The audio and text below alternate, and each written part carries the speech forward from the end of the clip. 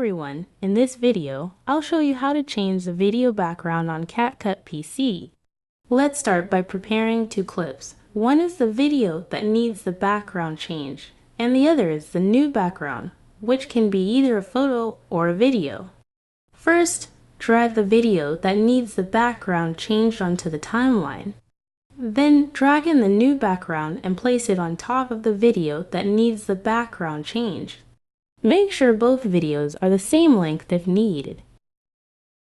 Now, select the video from which you want to remove the background and duplicate it by overlaying it on the top layer.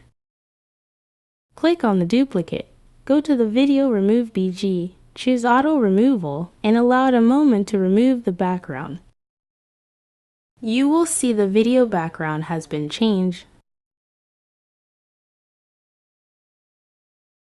Next, click on the new background clip. Go to the video mask. Choose horizontal. Rotate the mask line 270 degrees and move it to the far left of the preview screen. Add in mask keyframe. Play the cursor and move it forward to around 3 seconds.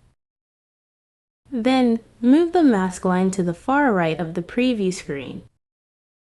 And there you have it. You will see the transition of the video background change.